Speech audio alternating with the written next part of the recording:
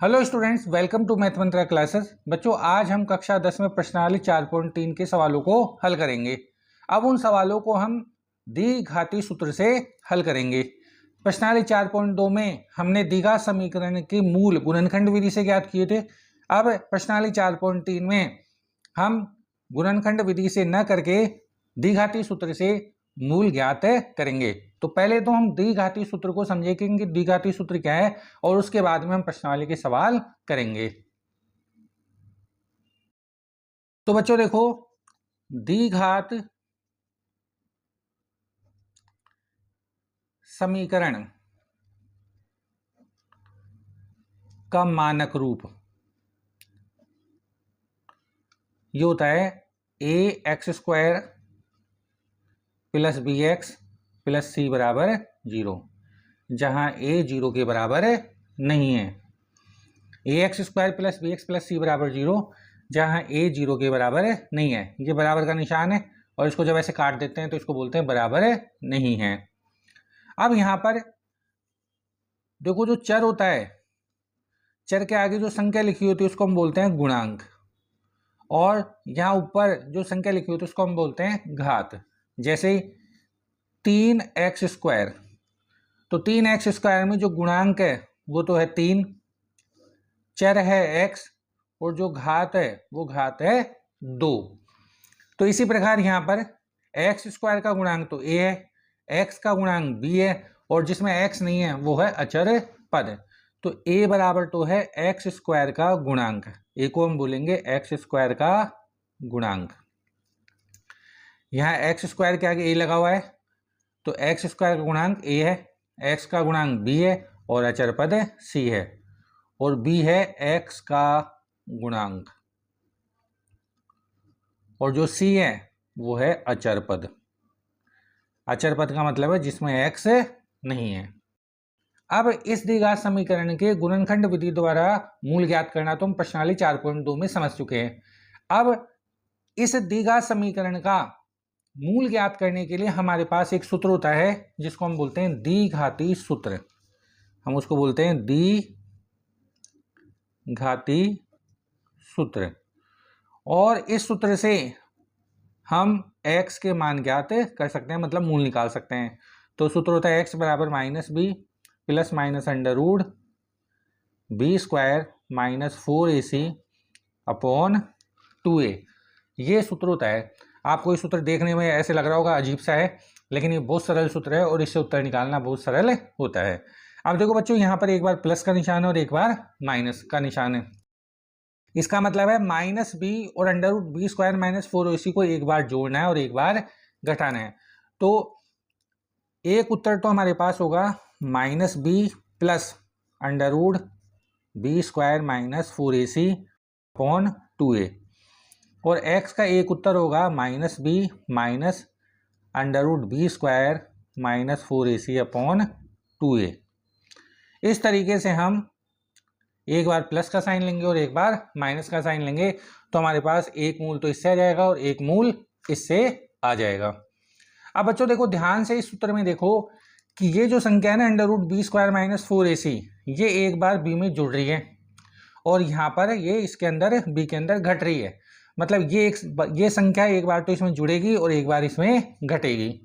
तो ये जो b² माइनस 4ac है, जिसको हम कह रहे हैं कि ये एक बार जुड़ेगा और एक बार घटेगा, इसको हम बोलते हैं विविक्तिकर।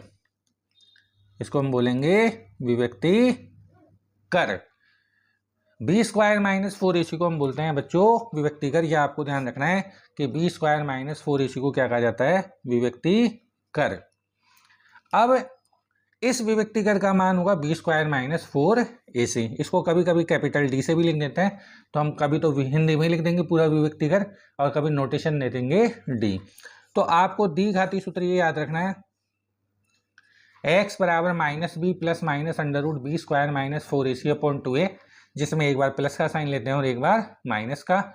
और ये जो अंडर के अंदर संख्या है b² माइनस 4ac, इसको बोलते हैं विविक्तिकर। b² माइनस 4ac को हम बोलेंगे विविक्तिकर। अब बच्चों देखो, ये जो b² माइनस 4ac है,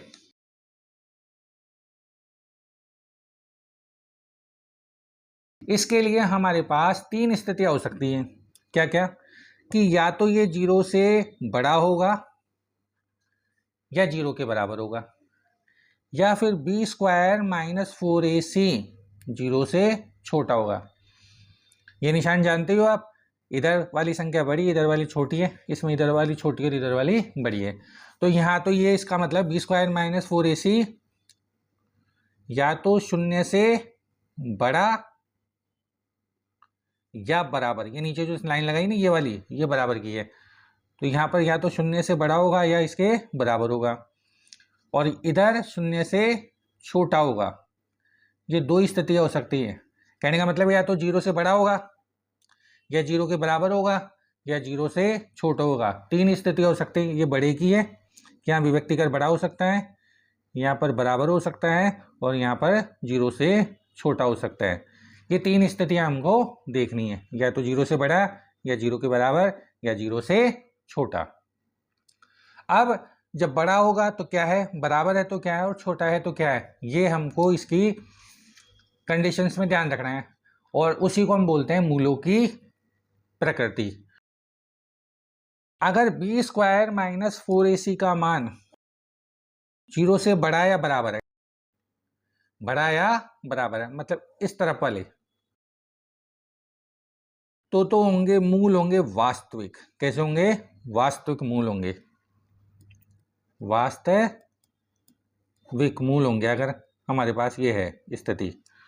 और अगर 0 से छोटे हैं तो मूल वास्तविक नहीं होंगे, और जो वास्तविक नहीं होते उनको बोलते हैं काल्पनिक। क्या बोलते हैं? काल्पनिक। तो दो स्थितियां हो सकती है कि अगर 0 से बड़ा या बराबर है तब तो मूल वास्तविक होंगे, और अगर 0 से छोटा है तो काल्पनिक मूल होंगे। तो बच्चों यहाँ तक आपको समझ में आ गया होगा कि अगर बी स्क्वायर माइनस 4ac मतलब विभक्ति कर का मान अगर 0 से बड़ा या बराबर है तो मूल वास्तविक होते हैं, और अगर 0 से छोटा है तो काल्पनिक होते हैं। अब वास्तविक में दो स्थिति है हमारे पास, देखो बच्चों, कि एक तो बी स्क्वायर माइनस 4ac का मान या तो 0 से बड़ा होगा, और दूसरी स्थिति है बी स्क्वायर माइनस 4ac का मान 0 के बराबर होगा। तो अगर बड़ा है या बराबर है तो मूल तो कैसे होंगे? वास्तविक ही होंगे। मूल कैसे होंगे? दोनों स्थितियों में वास्तविक होंगे। लेकिन 0 से बड़े होंगे तब तो होंगे मूल भिन्न होंगे। भिन्न का मतलब है अलग अलग होंगे, दोनों एक जैसे नहीं आएंगे। असमान भी बोल सकते हो। अगर बी स्क्वायर माइनस 4ac 0 के बराबर है तो मूल होंगे समान। ये बात आपको ध्यान में रखनी है। इसी को कहते हैं मूलों की प्रकृति। तो देखो बच्चों, बहुत सरल है, एक बार वापस रिवाइज करेंगे कि बी स्क्वायर माइनस 4ac इसको विभक्ति कर कहते हैं। इसका मान या तो 0 से बड़ा होगा या बराबर होगा, और जब 0 से बड़ा या बराबर होगा तो मूल होंगे वास्तविक, और या फिर बी स्क्वायर माइनस 4ac का मान 0 से छोटा होगा, और अगर छोटा है तो मूल होंगे काल्पनिक। अब अगर वास्तविक है तो वास्तविक में दो हो सकते हैं कि या तो दोनों मूल क्या होंगे? अलग अलग होंगे, असमान होंगे, या दोनों मूल समान होंगे। अलग अलग कब होंगे? जब बी स्क्वायर माइनस 4ac का मान 0 से बड़ा है, और बराबर कब होंगे? जब बी स्क्वायर माइनस 4ac का मान 0 के बराबर है। तो मूल कैसे होंगे? समान होंगे। तो बच्चों देखो, इस तरीके से हमने प्रश्नावली 4.3 के जो बेसिक कंसेप्ट है जिनसे हम सवालों को हल करेंगे वो हमने समझ लिए हैं, और अब नेक्स्ट वीडियो में हम प्रश्नावली 4.3 के सवालों को हल करेंगे। वीडियो को लाइक कीजिए, शेयर कीजिए और कमेंट कीजिए। धन्यवाद।